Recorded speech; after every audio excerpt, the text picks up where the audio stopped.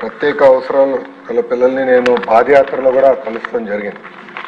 వాళ్ళ తల్లిదండ్రులు ప్రత్యేకంగా రాయలసీమలో ఎక్కువ ఉన్నారు. వాళ్ళ తల్లిదండ్రుల పిల్లలు తీసుకొచ్చి నాకు చూపిస్తాం జరిగింది. ఆదుకోవాలని కూడా ఆనాడు కోరటం జరిగింది.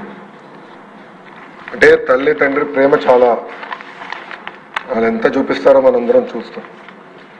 ఆ పిల్లల్ని మోసుకుంటూ వచ్చి కిలోమీటర్లు మోసుకుంటూ వచ్చి ఈ ప్రభుత్వం ఏర్పాటు చేసిన భవిత స్కూల్స్కి తీసుకెళ్తాం కానివ్వండి, వాళ్ళకి కావాల్సిన కేర్ ఇవన్నీ చేస్తాం కానివ్వండి, అవన్నీ నేను స్వయంగా చూశాను. కూన రవి గారు ప్రత్యేకంగా ఈ 21 కేటగిరీస్ ఏదైతే ఉన్నో ఎక్కువ శాతం దేంట్లో ఉన్నారని అడిగారు అధ్యక్ష. స్పెషల్ లెర్నింగ్ డిసెబిలిటీస్లో 10,000 మంది విద్యార్థులు ఉన్నారు. మెంటల్ ఇల్నెస్లో ఒక 8,000 మంది విద్యార్థులు ఉన్నారు. అదేవిధంగా స్పీచ్ అండ్ లాంగ్వేజ్ డిసెబిలిటీస్లో 6,900 మంది ఉన్నారు. లో విజన్లో ఇంకొక 6,900 మంది విద్యార్థులు ఉన్నారు. మల్టిపుల్ డిసెబిలిటీస్ 6,200, లోకోమోటర్ ఇంపైర్మెంట్ 6,206 మంది ఉన్నారు. అధ్యక్ష, కేంద్రంలో కూడా సుప్రీంకోర్టులు ప్రత్యేకంగా ఆర్డర్స్ ఇచ్చారు. 1:10 రేషియో మెయింటైన్ చేస్తే, అంటే టీచర్ టు స్పెషల్ నీడ్స్ స్టూడెంట్స్కి 1:10 రేషియో మెయింటైన్ చేయాలని వాళ్ళు కూడా చెప్తాం జరిగింది. దీనికి మేము కేంద్ర ప్రభుత్వానికి కూడా మేము లెటర్ రాసాము. వాళ్ళ దగ్గర రిప్లై కోసం ఇప్పుడు వెయిటింగ్. మీరు చూస్తే ఇక్కడ జిల్లాల వారికి వెళ్తే నంబర్స్ ఓవరాల్గా పెద్దగా ఉన్న, జిల్లా వారికి వచ్చగల తక్కువ ఉంటాయి. ప్రత్యేకంగా మళ్ళీ దాంట్లో నియోజకవర్గం వారికి వెళ్తే ఇంకా తక్కువ అవుతాయి. సో ఈ రేషియో మెయింటైన్ చేయాలంటే మండల్ యాజ్ ఎ యూనిట్, నియోజకవర్గ యాజ్ యూనిట్ అనేది ఒక క్వశ్చన్ మార్క్ ఏర్పడుతుంది. మీరు చూస్తే రాష్ట్రంలో 679 భవిత సెంటర్లు అనేవి ఉన్నాయి అధ్యక్ష. 6 నుంచి 14 సంవత్సరాల వయసు కలిగిన పిల్లల్ని ఇక్కడ ఈ సెంటర్కి తీసుకెళ్తాం జరుగుతుంది. ప్రత్యేకంగా ట్రాన్స్పోర్ట్ అలవెన్స్ ఇస్తాం, ఎస్కాట్ అలవెన్స్ ఇస్తున్నాం. గర్ల్ చైల్డ్కి ప్రత్యేకంగా అదనంగా స్టైపెండ్ ఇస్తాం. ఇంకా హోమ్ బేస్డ్ ఎడ్యుకేషన్ కూడా, అంటే ట్యూషన్ లైన్ పెట్టుకోవాలంటే అదనంగా కూడా ప్రభుత్వం డబ్బులు ఇస్తుంది. కానీ నన్ను అడిగితే ఇది సరిపోదు. ఒక మాటలు నాకు చెప్తే ఇది సరిపోదు. ఆల్రెడీ వాళ్ళు అనేక ఇబ్బందులు ఎదుర్కొంటున్నారు, సమాజంలో అనేక అవమానాలు పడుతున్నారు. చదవాలని తప్పన ఆ పిల్లల్లో ఉంటుంది. వాళ్ళు అది అధిగమించుకుని ఎలా వెళ్ళాలి దానిపైన కూడా మేము వాస్తవంగా చెప్పాలి, నెల అయింది నేను మంత్రి అయ్యి, నిన్నటితో నెల అయింది. Vast subject. నేను కూడా అధికారులతో చర్చిస్తున్నాను. ఈ 1:10 ఎట్లా సాధ్యమవుతుంది, అంటే యూనిట్ ఎట్లా చేయాలి, ఇంకా తల్లిదండ్రులు ఈ పిల్లల్ని దూరంగా తీసుకెళ్ళగలుగుతారా లేదా, అది ఎట్లా చేయాలనే దానిపైన మేము కూడా చర్చిస్తున్నాం. మొన్న కూడా మీరు చూశారు అధ్యక్ష, ఐఐటి ఎన్ఐటి స్టూడెంట్స్ వికలాంగులు, అంటే వాళ్ళు అనేక అవమానాలు ఎదుర్కొంటారు సమాజంలో. అలాంటిది చదవాలన్న పట్టుదలతో చదివి టెక్నికల్ రీజన్ వల్ల ఐఐటి ఎన్ఐటిలో వాళ్ళకి అడ్మిషన్స్ రాలేదు.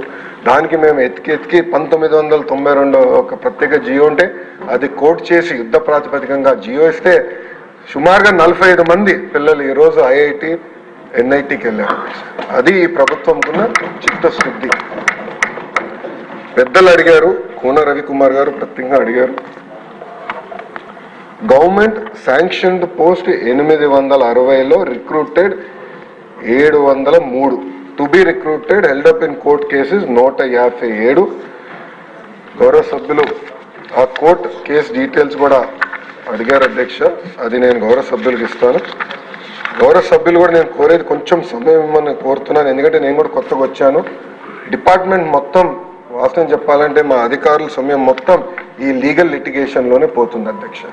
అంటే గత ప్రభుత్వం అనాలోచితం వల్ల అన్ని కోర్టుకి వెళ్తున్నారు, పార్టీస్ అన్ని కోర్టుకి వెళ్తున్నారు, స్టేజ్ వస్తున్నాయి, అనేక డైరెక్షన్స్ వస్తున్నాయి. అవి కంప్లై చేసి అది ఏంటని అర్థం చేసుకున్నప్పుడు మళ్ళీ కంటెంప్ట్ ఆఫ్ కోర్ట్ కూడా వస్తుంది. సో మా అధికారుల సమయం అంతా దాంట్లో పోతుంది. వాళ్ళకి ఆల్రెడీ ఆదేశాలు జారీ చేశాను. అసలు ఎన్ని కోర్టు కేసులు ఉన్నాయి, ఎందుకు ఉన్నాయి, ఏంటి, దానికి శాశ్వత పరిష్కారం ఏంటి, దాన్ని ఎట్లా ముందలు తీసుకెళ్ళాలి, ప్రభుత్వం లిటిగేట్ చేయకూడదు అని నేను క్లియర్గా చెప్పాను. దాంట్లో భాగంగా ఇది కూడా ఉంది. తప్పనిసరిగా నేను తీసుకొచ్చి లీగల్ ఇష్యూని ఎట్లా సాల్వ్ చేయాలో తప్పనిసరిగా నేను చేస్తాను. ఇంకో పక్కన 2011ది అడిగారు. ఆనాడు ఎగ్జామ్ ఏర్పాటు చేసినప్పుడు ప్రీ క్వాలిఫికేషన్ చేశారా లేదా అని అడిగారు. ఆ వివరాలు వాస్తవంగా నా దగ్గర ఇప్పుడు లేదు అధ్యక్ష. నేను కనుక్కుని కూన రవి గారికి నేను సప్లిమెంట్లో ఆయనకి చేరవేస్తాను. అదేవిధంగా వాళ్ళకి అవసరమైన వసతులు కూడా కల్పించాలి. ఆల్రెడీ కొంత వర్క్ చేశాం అధ్యక్ష.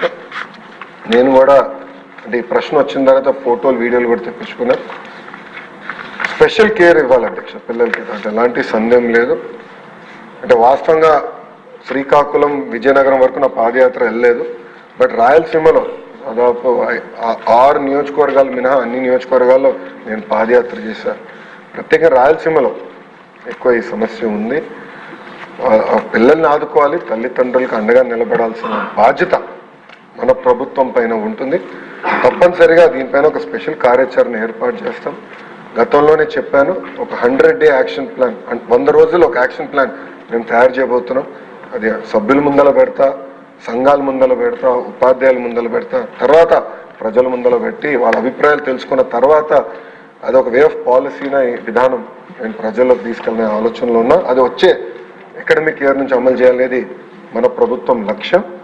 దాంట్లో భాగంగా ఇది చాలా సీరియస్గా నేను తీసుకుంటాను. అవసరాలు ఉన్నాయి అంటే ఎలాంటి సందేహం లేదు. బట్ యూనిట్ ఎట్లా ఏర్పాటు చేయాలో వాస్తవంగా నేను కూడా కొంచెం కన్ఫ్యూజన్లో ఉన్నా. గౌరవ సభ్యులందరూ కూడా సూచనలు ఇవ్వండి. అంటే 1:10 మెయింటైన్ చేయాలంటే మండల్ యాజ్ యూనిట్ అయితే దూరం అవుతుంది. అదే నాకు అర్థం ఎట్లా చేయాలనేది అందరు సూచనలు ఇవ్వండి. హౌస్ అయిన తర్వాత కూడా దీనిపైన డిస్కస్ చేద్దాం. బట్ తప్పనిసరిగా దీనికి ఒక సొల్యూషన్ తీసుకొచ్చే బాధ్యత మన ప్రభుత్వం తీసుకుంటుంది. ఓకే.